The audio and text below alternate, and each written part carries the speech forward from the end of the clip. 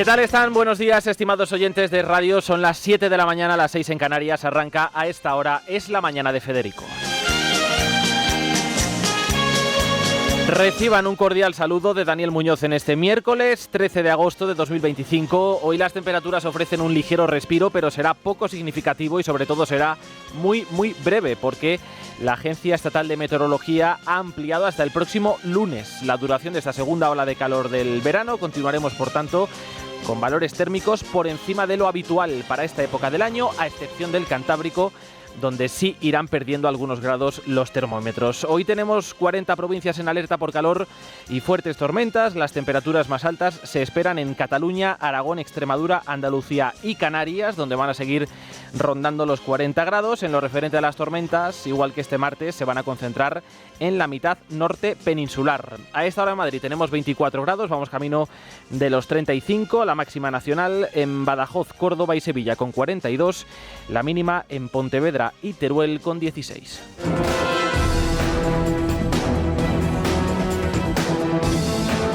Y hoy, como no puede ser de otra manera, tenemos que comenzar el repaso a la actualidad del día hablando de los incendios que a esta hora recorren la geografía nacional de norte a sur. Ha sido una madrugada muy complicada en zonas de Galicia, Castilla y León, Extremadura, Castilla-La Mancha, la Comunidad de Madrid o Andalucía. Ahora mismo los focos que más preocupan se localizan en las provincias de Orense, Zamora y León. Esto es desolador y ya no tenemos nada. ¿Y ahora qué? ¿Hemos aprendido algo? ¿Tú crees que desde un asiento en Madrid o en Valladolid me pueden decir a mí? En Castilla y León permanecen desalojadas más de 5.000 personas. Solo el incendio declarado en Molezuelas, en la provincia de Zamora, ha obligado a evacuar a cerca de 4.500, según la última actualización ofrecida por subdelegación del Gobierno. Escuchaban el testimonio de una vecina de la localidad de Lleres. En León son 5 los incendios en gravedad 2 y 4 en gravedad 1. El consejero de Medio Ambiente de la Junta advierte de que aún quedan horas complicadas por delante. Van a tratar de avanzar en las labores de estabilización de todos los incendios durante la noche y la mañana próxima, que deseamos que sea con el mayor de los éxitos para poder acabar con esta situación. El incendio más preocupante y que peor se ha comportado, el de Molezuelas, Castro-Calvón, que es el del sur de la provincia. Hay que decir que las condiciones climatológicas, con rachas de viento que han alcanzado los 100 km por hora, han dificultado enormemente las tareas de los servicios de emergencia. Los medios aéreos se han tenido que quedar en la base y los terrestres tampoco han podido actuar con total autonomía. Además de los daños materiales y medioambientales, tenemos que lamentar el fallecimiento de un hombre de 35 años que colaboraba voluntariamente en estas labores de extinción. Se vio sorprendido anoche por 2 lenguas de fuego que se juntaron cuando intentaba frenar su avance. En paralelo, las autoridades siguen investigando el origen de estos focos. Este martes, la Guardia Civil ha detenido en Ávila a un varón que ha confesado haber provocado de manera intencionada el incendio desatado entre Cuevas del Valle y Montbeltrán el pasado 28 de julio. Se trata de un bombero forestal que había estado trabajando en esta zona. Había mucho viento y de repente en 5 minutos estábamos rodeados. Llevaba ya horas diciendo esto viene para acá, esto viene para acá y para acá ha venido. Impresionante eso, ya yo esto jamás en la vida, no sé. A lo mejor hay que prevenir antes. En Galicia, la mayor parte de los incendios se localizan en la provincia de Orense. Tenemos 12 focos activos que han calcinado ya más de 5.000 hectáreas, obligando a desalojar varias poblaciones y un campamento infantil. El más preocupante se localiza en Xandrexa, ha quemado más de 3.500 hectáreas y es el peor en la región en lo que va de año. Algunos de estos incendios obligaron a detener durante buena parte de este martes la circulación de trenes de alta velocidad entre Madrid y Galicia, aunque han de saber que ya se ha restablecido la circulación. En cualquier caso, si tienen previsto viajar en las próximas horas, estén muy pendientes, muy pendientes de la información que ofrecen los canales oficiales, porque la situación puede cambiar de un momento a otro. Si van a salir en coche, si van a ponerse en carretera, pues miren también los canales oficiales de la Dirección General de Tráfico, porque hay varias carreteras comarcales afectadas por estos incendios. Anoche, el presidente Alfonso Rueda se desplazó hasta el Centro de Coordinación en Orense para monitorizar in situ la evolución de las llamas. Perseguiremos ata o final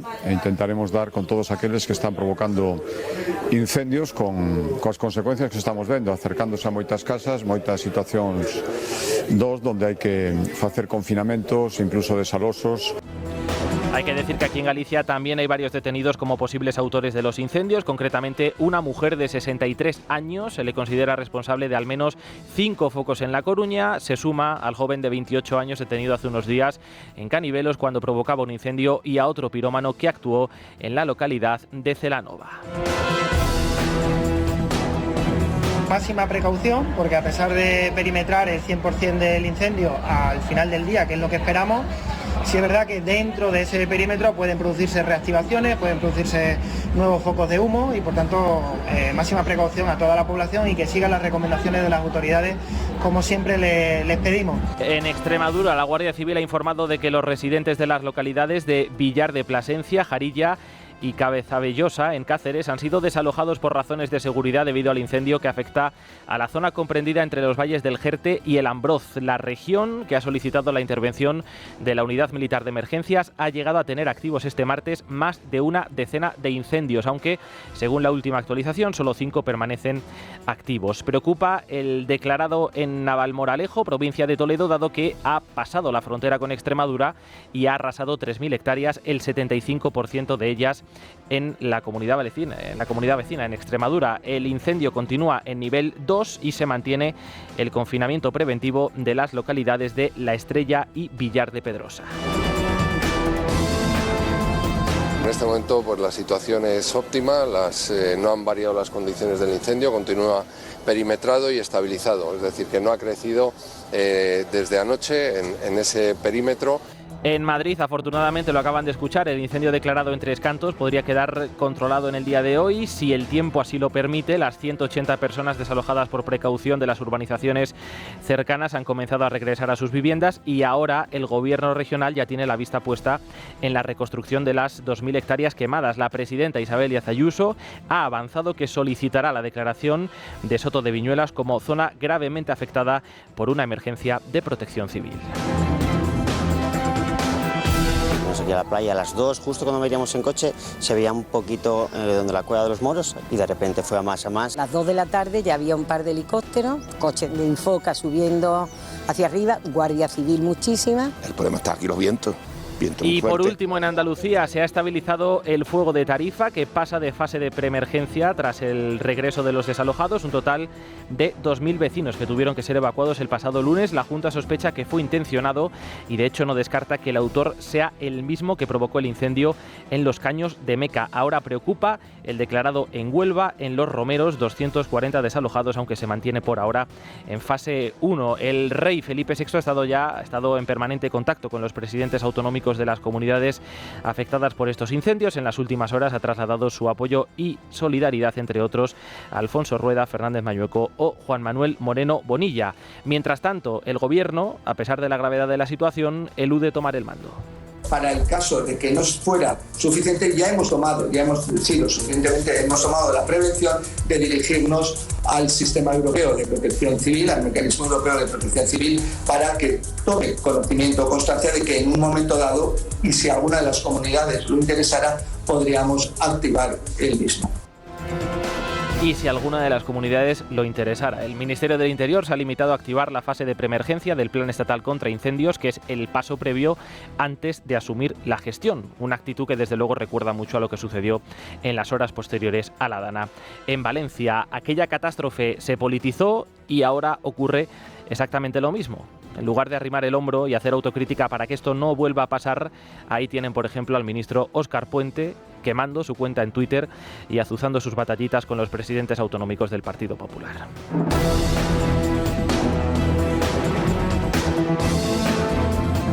La propuesta era de que salieran a finales de esta semana otros 15 menores. Hoy se nos ha dicho que no, por distintas cuestiones administrativas que tiene que resolver el Estado y que además quiero recordar que ha tenido 5 meses para resolver esas cuestiones administrativas. Incendios al margen, cuya evolución iremos actualizando a lo largo de la mañana. El Gobierno central se ha visto obligado a reconocer su nefasta gestión y la ausencia total de protocolos y planificación para el traslado de menores inmigrantes procedentes de Canarias. Ya lo saben, peticionarios de asilo y en base a una sentencia que dictó hace ya 5 meses el Tribunal Supremo. Finalmente, esta semana no pondrá rumbo a la península el segundo grupo, tal y como estaba previsto, dado que el Ejecutivo Central no ha habilitado las plazas necesarias. Lejos de asumir sus propios errores, el Ministerio de Migraciones mira hacia adelante, avanza 3 nuevos traslados sin especificar cuándo se van a producir y justifica el reparto de estos niños sin informar previamente de su destino, ni siquiera a las localidades afectadas. El Ayuntamiento de Gijón, municipio que acoge a los 10 menores trasladados este pasado lunes, ha reconocido en las últimas horas que se enteró por la prensa de que había sido su localidad la elegida, y además que cuando preguntó al Principado de Asturias, que dirigen, ya lo sabe, el socialista Adrián Barbón, este le dijo que el departamento que dirige la señora Elma Saiz le había pedido discreción. Es un eufemismo, le había pedido en definitiva que se lo ocultara. Esto desde luego parece del todo insólito. La ministra defiende que se lleven inmigrantes de aquí para allá en secreto, elevando anécdotas a categoría. No me gustaría contarles lo que les tengo que contar, pero miren, no han pasado ni 24 horas desde que estos niños y niñas han llegado al centro de titularidad estatal, a su destino, que hemos tenido que retirar una pancarta con simbología nazi que pedía su expulsión. Y para evitarlo, qué mejor que no ponerse en contacto con las administraciones locales y autonómicas para informar de estos traslados. En fin, entre tanto, la llegada de pateras a las costas españolas no cesa. Ayer desembarcaron cerca de 70 ilegales en Canarias, aunque el fenómeno migratorio se ceba especialmente estos días con Baleares. Solo en las últimas 48 horas han llegado más de 300. A estas alturas del año ya han llegado tantos como los registrados en 2024 hasta el mes de noviembre. Estamos en agosto, así que es previsible que terminemos este 2025 con cifras récord. La presidenta Marga Proens exige al Gobierno central una respuesta inmediata. Nosotros ya no sabemos cómo decirlo, nos sentimos totalmente ya no ninguneados, sino insultados por parte del Partido Socialista, por parte del Gobierno de España. Nosotros no podemos seguir recibiendo inmigración irregular como si fuera mañana, no podemos seguir con esta situación de descontrol, de desprotección y de falta de recursos y de falta de medios.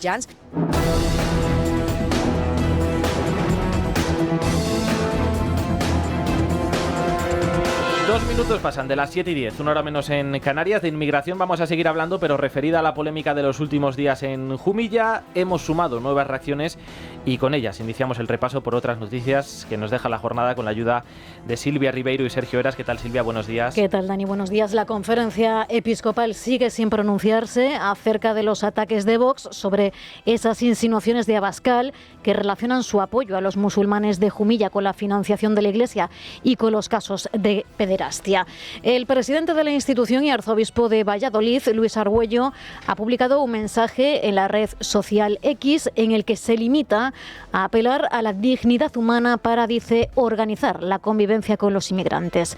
Quien sí se ha manifestado públicamente, empleando además un tono muy crítico, ha sido el obispo de Tarragona, Joan Planellas.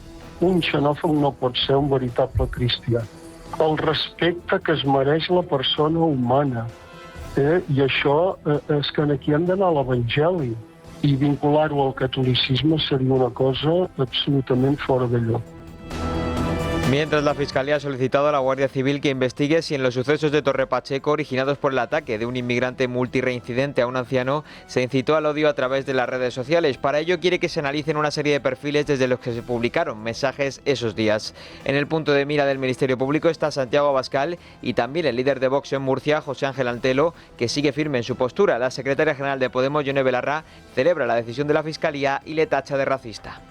Y me parece que es una buena noticia que demos un paso adelante para empezar a terminar con la impunidad de estos racistas que están convirtiendo nuestro país en un lugar cada vez más peligroso, una amenaza a la seguridad de primer nivel de todas las personas migrantes y racializadas. Es evidente que la Fiscalía que investigue lo que tenga que investigar. A mí me han denunciado ya muchísimas veces, en algunos casos, por ejemplo, por decir que a través de nuestras fronteras se infiltran yihadistas. Esto ni siquiera lo había dicho el Vox, lo había dicho la Fuerza Anticuerpos de Seguridad del Estado. Bueno, esto evidentemente le viene muy bien al gobierno para tapar el escándalo, por ejemplo, del reparto de menores y también las novedades sobre los casos de corrupción que le rodean. La implicación de Santos Cerdán en una trama de sobornos ha dado munición a la oposición para seguir erosionando al Ejecutivo. En los últimos días hemos venido informando puntualmente en Libertad Digital de este asunto. Ayer en nuestro tiempo de tertulia Carlos Cuesta ya nos avanzaba que hoy habría más información en la portada de Libertad Digital y efectivamente ya la tienen a su disposición con el siguiente titular: el listado de ataques de la cloaca socialista del PSOE a la UCO crece, desde Corbí a Balas, Juste o la expareja de Macarena Olona. Leire Díez siempre ha defendido que estas reuniones obedecían a su interés por escribir un libro, pero desde luego no parece, Silvia, que sea así. No, las últimas informaciones que relacionan a Santos Cerdán con las cloacas del PSOE, con esas reuniones en las que se chantajeaba a los interlocutores si no ofrecían información comprometedora sobre fiscales y guardias civiles, han llevado al PP a elevar la responsabilidad de la trama hacia el presidente del gobierno. Los populares no creen que Sánchez fuese ajeno al modus operandi empleado por la fontanera Leire Díez. Tras saberse que era el ex número 3 del PSOE quien iba a asistir al encuentro con el fiscal Estampa, Génova cree que el presidente estaba al tanto de todo. La señora Leire Díez ni era fontanera ni era periodista, era una persona del máximo nivel en Ferraz. Y la tercera cosa es que Ferraz estaba informada al máximo nivel a través de Leire, a través del señor Cerdán y, por supuesto, Pedro Sánchez, de las operaciones de las cloacas de Leire y de Pérez Dolcet.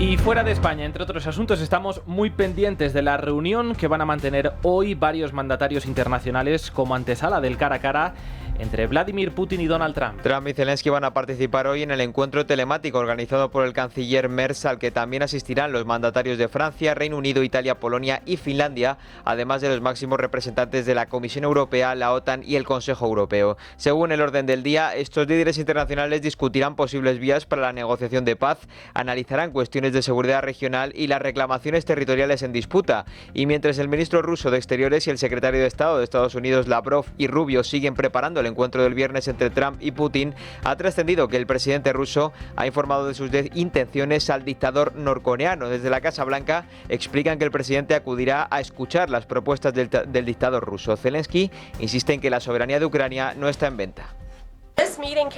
Esta reunión se produjo porque el presidente de Rusia solicitó al presidente de Estados Unidos reunirse con él a través de su enviado especial, Steve Witkoff, quien, como todos saben, viajó a Rusia para conversar con Putin a petición suya. El objetivo de esta reunión para el presidente es que comprenda mejor cómo podemos poner fin a esta guerra. Lo más importante es nuestro pueblo. La paz solo puede ser duradera con la participación de Ucrania en la preparación de las decisiones relevantes.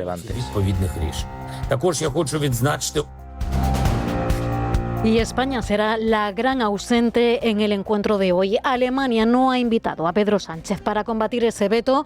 El presidente del gobierno, como ya hiciera el fin de semana, ha vuelto a publicar un mensaje en las redes sociales desde La Mareta en el que muestra su apoyo a Ucrania. El PP denuncia la irrelevancia a la que Sánchez ha llevado a nuestro país por su política exterior y por el papel de Zapatero. Escuchamos a la vicesecretaria de Coordinación Sectorial del Partido Popular, Alma Azcurra, junto a la ministra Elma Saiz.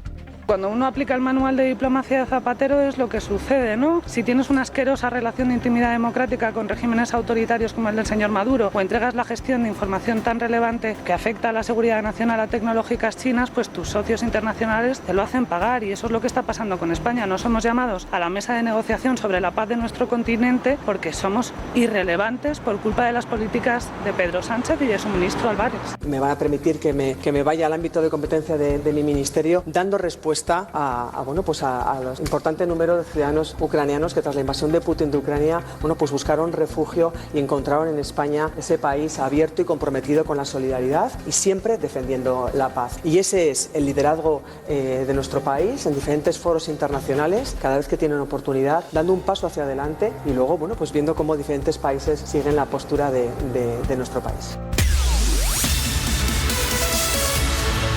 Y en deportes, el Real Madrid arrolla al Tirol en el último y único partido de la pretemporada antes del arranque liguero. Javier Martínez, buenos días. Buenos días. El Real Madrid se impuso ayer 0-4 al Tirol austriaco en su único amistoso de pretemporada.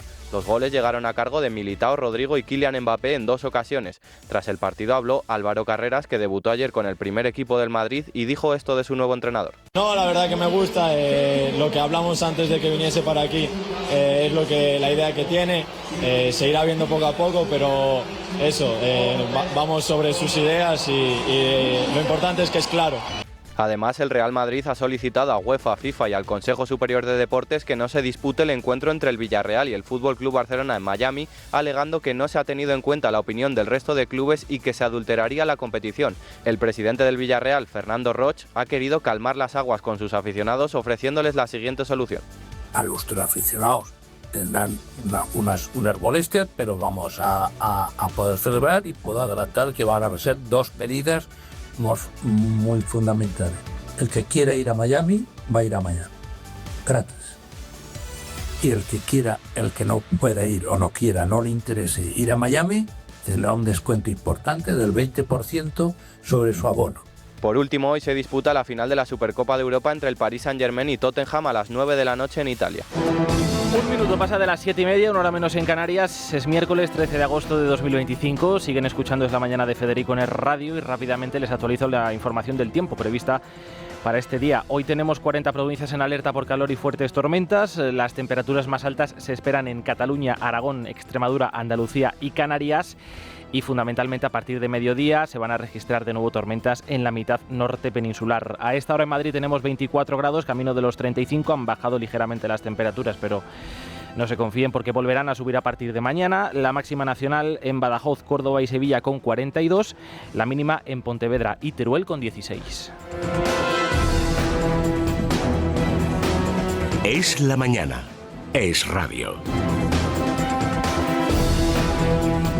Bueno, recordarán que ayer tratamos en el tramo de las 8 el problema de la vivienda en España, que es un problemón.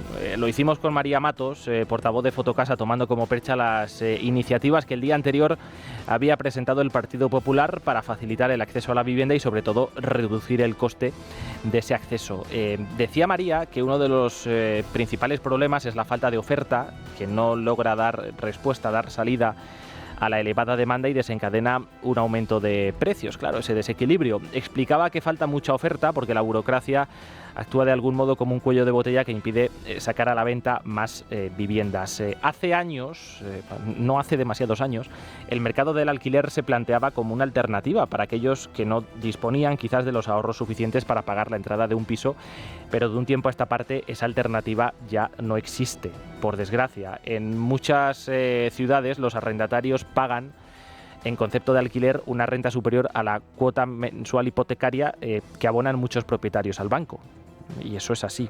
Y en muchas ocasiones, además, con pisos más pequeños, ¿no? Lo cual bueno, pues aporta gravedad, desde luego, a su situación. Es un drama intergeneracional que tiene impacto en jóvenes, en adultos y en mayores, pero que naturalmente afecta más a aquellos que desean emanciparse para iniciar un nuevo proyecto de vida. Y no lo tienen fácil, porque empiezan a trabajar tarde en muchos casos, porque encadenan contratos precarios, por mucho que el gobierno diga que la economía va muy bien y que todo el mundo gana mucho dinero y tiene un buen sueldo.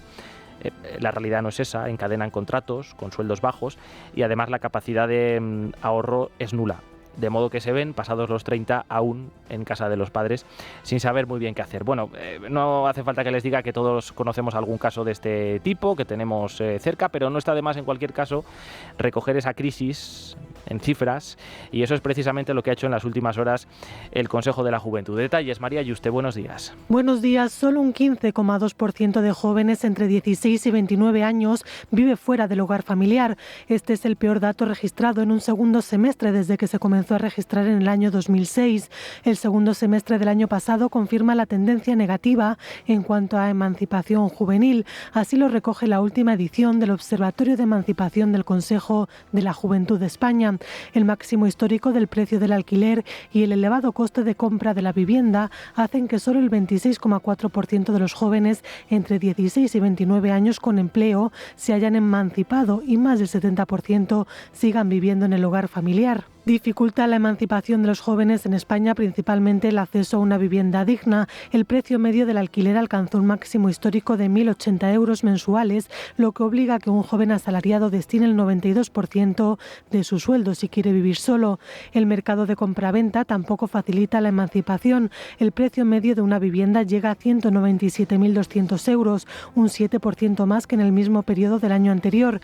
Equivale a 14 años de salario de una persona joven y la entrada necesaria para adquirir una vivienda, unos 59.000 euros, supone 4 años de sueldo íntegro. En el conjunto del país la caída de la emancipación fue de 1,86 puntos, pero en Canarias y Cataluña fue más acusada, mientras que en la Comunidad de Madrid presentaba la tasa de emancipación más elevada.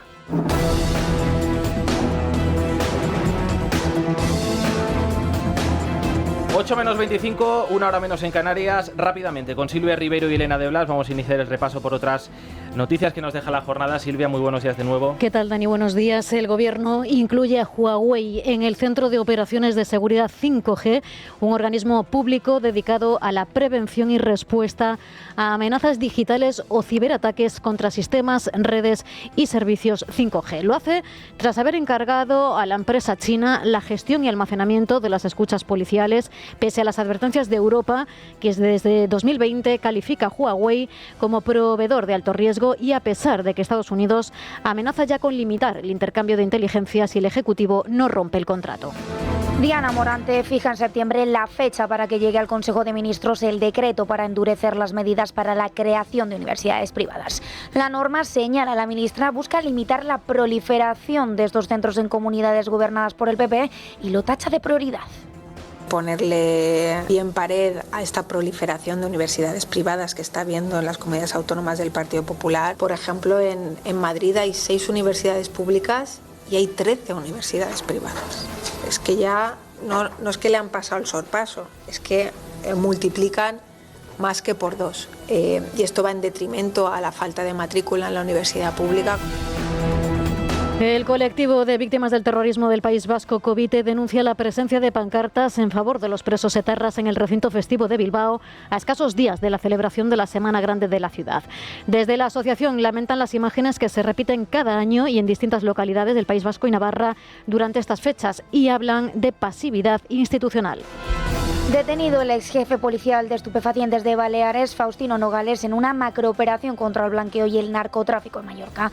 Entre los detenidos también se encuentran Stefan Miljolevic, líder de la banda delictiva de los United Tribunes, desmantelada en la capital en 2020, dedicada al narco, el blanqueo y la explotación sexual. La investigación, dirigida por el Juzgado de Instrucción número 7 de Palma y que continúa bajo secreto de sumario, busca desmantelar la red dedicada al tráfico de drogas, armas y lavado de dinero en la isla. Cataluña lidera el ranking de comunidades autónomas que se enfrentan a pagos por intereses de deuda más altos. Si el Gobierno no le concede la condonación antes del año 2028, debería pagar más de 2.800 millones, seguido de la Comunidad Valenciana con 1.900 y Madrid en tercer lugar con 1.500, casi la mitad que Cataluña. Entre los años 2022 y 2028, los gastos en intereses se han triplicado en toda España. Según FEDEA, la proyección para dentro de 3 años es de casi 12.000 millones de euros, mientras que el gasto en el 22 fue de 3.600. La confirmación de la OPA dispara el Sabadell en bolsa y perjudica al BBVA. El banco catalán experimenta subidas de casi el 2%, mientras que la entidad vasca se convertía en el valor del IBEX 35 más penalizado al cierre de mercado, con pérdidas de hasta el 1,9%. Además, con el aumento de la acción del Sabadell, ahora la prima es negativa y el mercado espera que el BBVA mejore la oferta para poder seguir adelante, algo que no se sabrá hasta que la Comisión Nacional del Mercado de Valores apruebe el folleto en septiembre. El consejero delegado del Banco Vasco, Onurgen, confía en el éxito de la OPA. Esperamos que se inicie el periodo de aceptación a principios de septiembre y confiamos en que los accionistas de Banco Sabadell decidan sumarse al banco líder en Europa en crecimiento y en rentabilidad. Estados Unidos alerta de un repunte de los delitos de odio antisemita en España. En su informe anual sobre derechos humanos apunta directamente a la exministra Ione Belarra por organizar un evento en el Congreso en defensa de Palestina. El texto señala que en dicho acto los oradores invitados glorificaron el ataque de Hamás contra Israel y afirmaron que el Estado hebreo no tenía derecho a existir. Además, el documento apunta que hubo un repunte del 77% de los delitos de odio antisemitas y advierte del peligro en las redes sociales. Escuchamos a uno de los ponentes de ese acto el 3 de junio de 2024. 8 meses de genocidio en curso sobre la población palestina en la Franja de Gaza ha conseguido que mucha gente vuelva a hablar de la causa palestina cuando creíamos que ya estaba enterrada. Y crecen las tensiones en Estados Unidos por la última medida aplicada por Trump. El presidente ha sacado el ejército a la calle para tomar el control de Washington ante una subida exponencial, dice, de la delincuencia en la capital. Su alcaldesa tacha la medida de inquietante y señala que las Fuerzas Armadas no se deben usar contra los estadounidenses. Washington se suma a California y a la frontera con México a los territorios militarizados durante el actual gobierno. Además, el Pentágono se plantea la creación de una fuerza de reacción para actuar lo antes posible sobre disturbios en todo el país.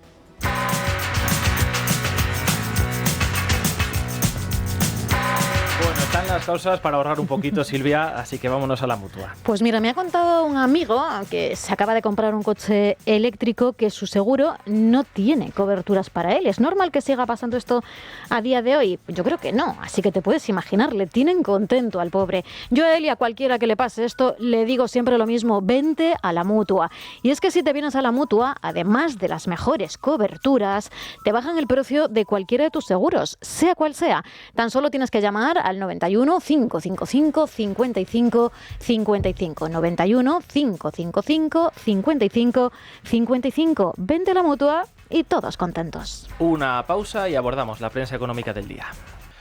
Luis Fernando Quintero, muy buenos días. ¿Qué tal, Dani? Muy buenos días. Bueno, veo que me traes hoy titulares muy variopintos en la prensa económica. Tenemos que hablar un poco de todo. Habéis comentado precisamente ahora, al final del repaso a las noticias de la OPA de BBVA sobre Sabadell, y bueno, pues también lo recoge hoy la prensa económica. En Expansión nos cuentan cómo la OPA del BBVA por el Sabadell ya está dando una prima negativa que sube al 8,6%. Esto quiere decir que el atractivo de la OPA que quiere mantener, y así lo ha manifestado BBVA OPA Hostil sobre el Sabadell, pese a todas las dificultades con las que se ha encontrado, bueno, pues esa diferencia de precios a peor para los intereses del BBVA ha crecido. Es decir, esa diferencia a favor del Sabadell va aumentándose.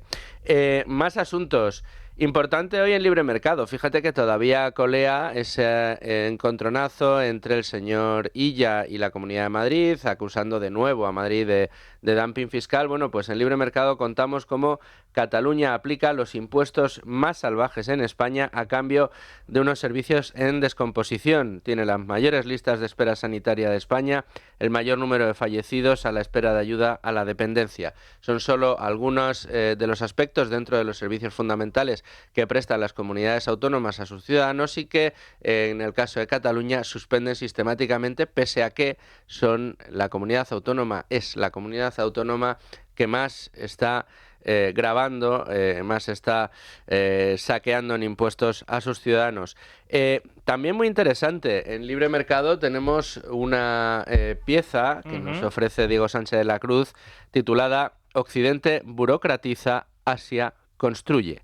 El contraste que pone en evidencia el modelo nuclear europeo. En el caso del modelo energético, ayer teníamos una pieza muy buena de Mercedes Rodríguez precisamente sobre los problemas que tenemos en España respecto a la energía nuclear y lo que la corriente que está moviendo el mundo en este sentido, después de una demonización constante a la energía nuclear, por fin entró en la taxonomía como energía verde y los problemas recientes que están ofreciendo las energías renovables ha vuelto a poner de relevancia la importancia y la necesidad de tener una energía de sostenimiento del sistema como la nuclear.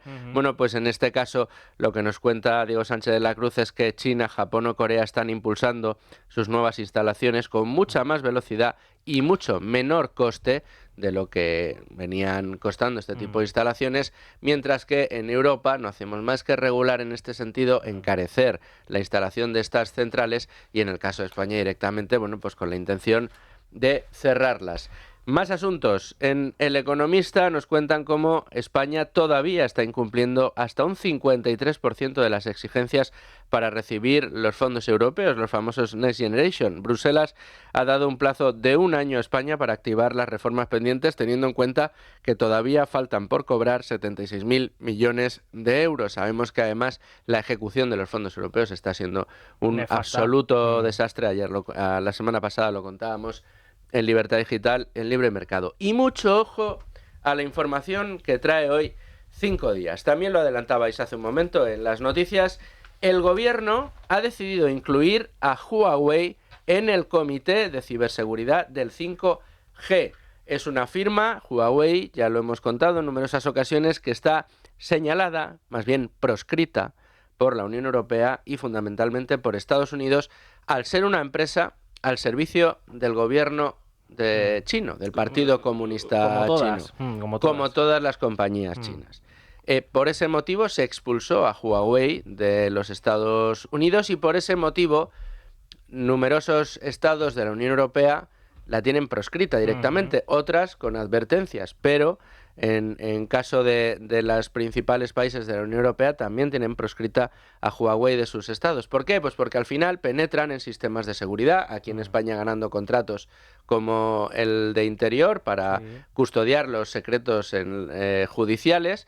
Bueno, pues en este caso vamos a dejar que Huawei entre directamente en el comité decisorio sobre los problemas de ciberseguridad que pueda tener España. No se me ocurre una mejor manera de tener acceso también a información sensible en nuestro país. Bueno, pues España redobla su apuesta por Huawei cuando ya en Estados Unidos tenemos abierta una investigación para ver si Estados Unidos puede o no compartir su inteligencia sobre asuntos que interesan a España con nuestro gobierno o no lo puede compartir porque quedan al albur o quedan comprometidas por esta compañía china Huawei. Luego muchos se preguntarán por qué España se ha vuelto irrelevante más allá de nuestras fronteras. Bueno, te espero a partir de las 9 para ver cómo abre la bolsa. Ustedes ahora se quedan con la información de su comunidad y nosotros a las 8 en punto regresamos. Ya les adelanto que vamos a hacer una ronda por las emisoras de las principales comunidades autónomas afectadas por los incendios para conocer el último balance al respecto.